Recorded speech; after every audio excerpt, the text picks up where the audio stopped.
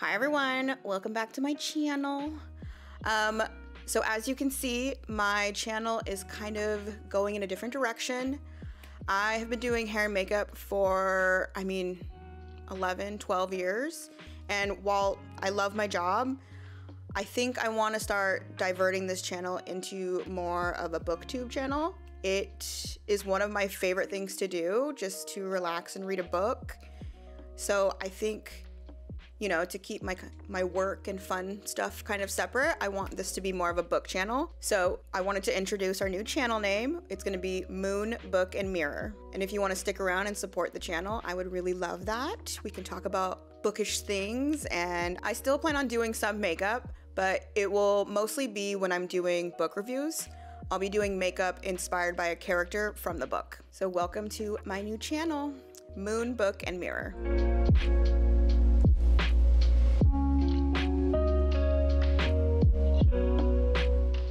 Today, we have an old-fashioned book haul. I went to my mom's house a couple weeks ago, and she took me to two different bookstores. We went to a used bookstore in Northern California, I believe it was in Vacaville, called Bounty Books. It was such a cool place. It had a display outside that had a bunch of old, antique book covers and some old editions of books as well. It was so cool to walk through. One of my favorite things about secondhand bookstores, you can always find something cool, is what I think, at least. There's always, a treasure around the corner. You do have to dig a little bit, but I think it's always fun to kind of explore and find a book that you might not have been looking for. So I got 3 different books from Bounty Books. The first one I got was The Girl Who Drank the Moon by Barnhill. I've actually read this book already, so when I saw it in store, I was like, of course I wanted to pick this up. This is such a good book. If you don't know this about me, I love middle grade. I think the stories, middle grade stories, are so fun and magical, and they always seem to have a little bit more heart to them almost. So this one was such a beautiful story. It is about this girl named Lana, and when she's born, she's actually sacrificed by her town to the witch in the woods, I believe. And during that time, the townspeople sacrifice her in the woods, and the witch actually finds her. Doesn't know why all these babies keep appearing in the woods. And so normally she feeds, I think it was starlight to each of the babies that she finds, but this particular one, she feeds moonlight. And that's kind of how the story starts, and it's fantastic. Very fairy tale-like, very fun, and such a sweet story. I would recommend this to anyone of any age, honestly. So the second book I got was The Penguin Book of the Undead, 1500 Years of Supernatural Encounters. And creepy. And it is a black spine, of course. So this one is I believe it's just supernatural stories. Yeah, ghost stories as we know them did not develop until the late 19th century, but the restless dead haunted the pre-modern imagination in many forms. So it's a lot of stories from different cultures, I believe, but perfect time for spooky season. Can't wait. And then the next book I got, so I've never actually heard of this novel, and after doing some research, I realized this might be the 3rd book in a trilogy, so I think if anyone has read this, please tell me if I need to read the first 2 before diving into this one. But first of all, the cover was so cool. I was very intrigued by the cover. And the fact that the synopsis in the back is super vague also intrigued me. So the synopsis says, is it John Scogan, Edward IV's infamous court jester who enjoyed burning people alive for a laugh, or a salad-fearing tiny curd called Gaffar, or a man who guards Beckley Woods with a samurai sword and a pregnant terrier? A very modern book set in a ridiculously modern town, Nicola Barker's Darkmans is an epic novel of startling originality, a story of invasion, obsession, possession, art, prescription drugs, and chiropody. And the main character is the past, creeping up on the present to whisper something quite dark, quite unspeakable into its ear. I mean, it sounds spooky. And it also had received shortlisted for the Man Booker Prize. So I was very intrigued. Something I always like to do whenever I go to a used bookstore is I like to grab something that I've never seen before, because you can always find a gem. So I had actually made 2 different stops to Barnes & Noble's, and I got, let's see, 1, 2, 3, 4, 5, 6. If you can hear my dog's little jingling tags in the background, he is rolling around on the couch, so try not to be too distracted. So let's see, the first time I went, I got 1, 2, 3, 4, 5 books, and then the second time I just got 1 book. But this was when I went to Barnes & Noble's at my mom's house. So I picked up quite a few. The first one I got was The Book Eaters by Sunyi Dean. And this one is supposed to be about people, I mean, basically what the title says, people who eat books. And by ingesting these books, each type of book is almost like a different flavor. So romance novels are sweet and delicious, spy novels are a peppery snack. Eating a map can help them remember destinations, and children, when they misbehave, are forced to eat dry, musty pages from dictionaries. But in this story, it looks like Devin, who might be our main character, has a son who has a different kind of hunger, not just for books, but for human minds. So it sounded super weird and super intriguing. So I am really excited to get into this as the fall approaches. And then the second book I got was Slewfoot. And if you're into horror like I am, this has been always on people's TBRs for BookTube especially. So this one, it says, an ancient spirit awakens in a dark wood. The wild folk call him Father, Slayer, Protector.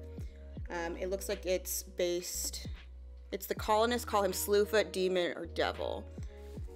I mean, and this cover is phenomenal. Ooh. There we go.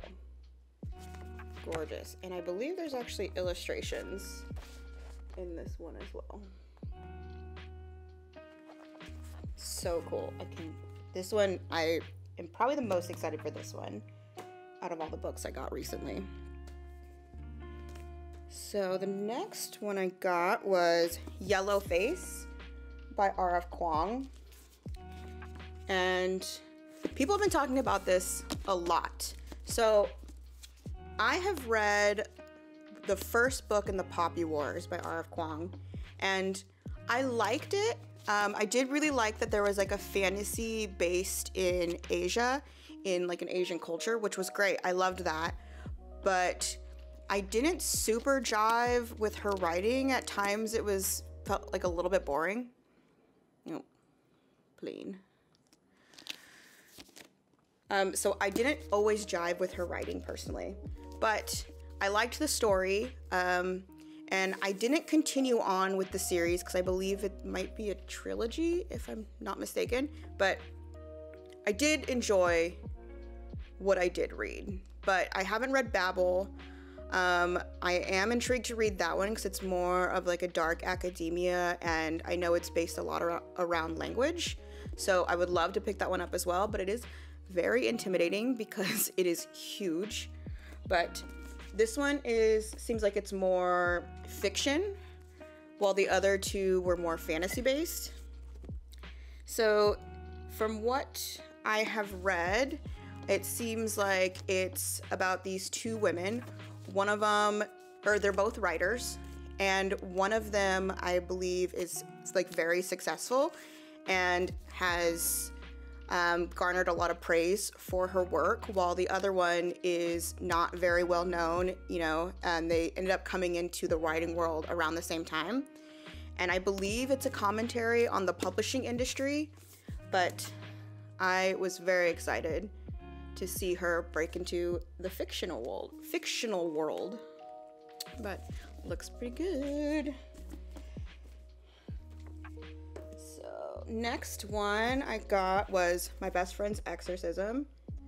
This one was so fun. So I read this about 2 weeks ago, I believe, and this one was so fun.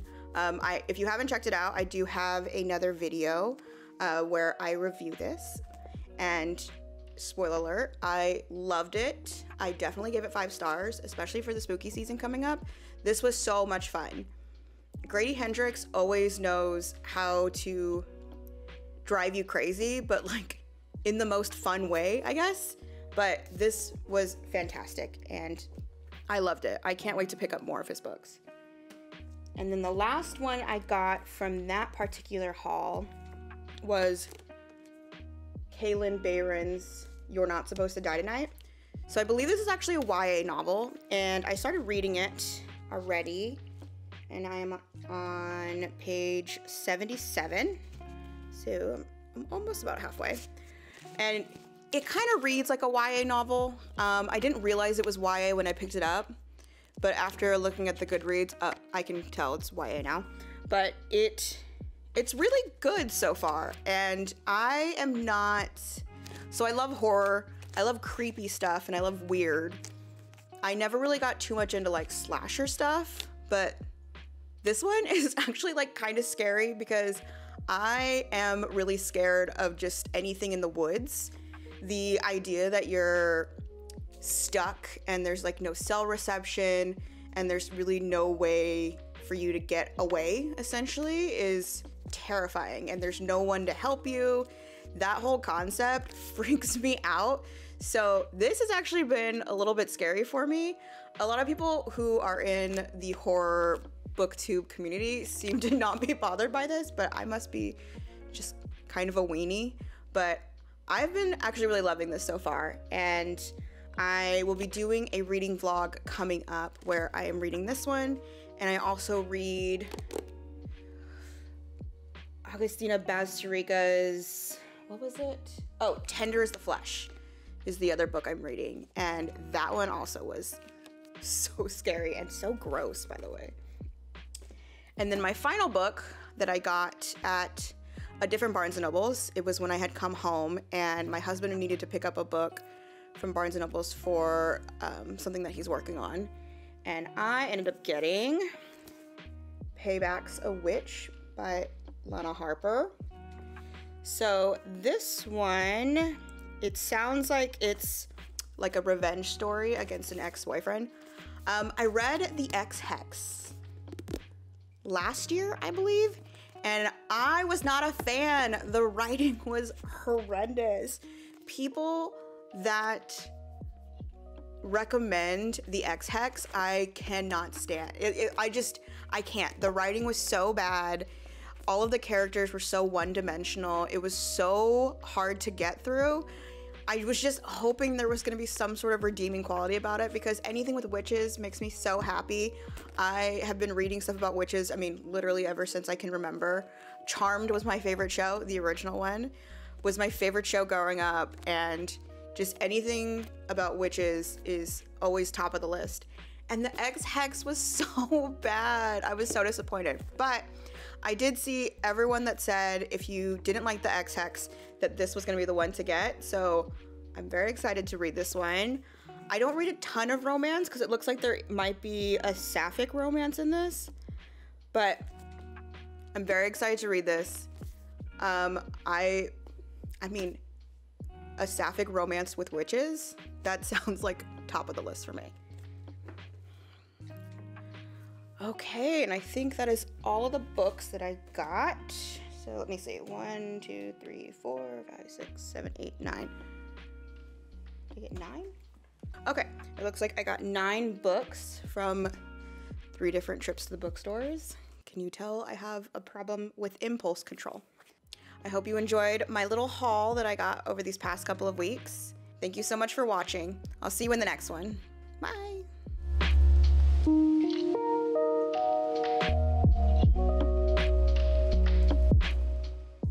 Hi, buddy. Are you a fat little boy? Look how chubby you were. Hold on, I'm going to show his new haircut. Okay, guys, don't judge me too much, but we gave my dog a haircut a couple of weeks ago.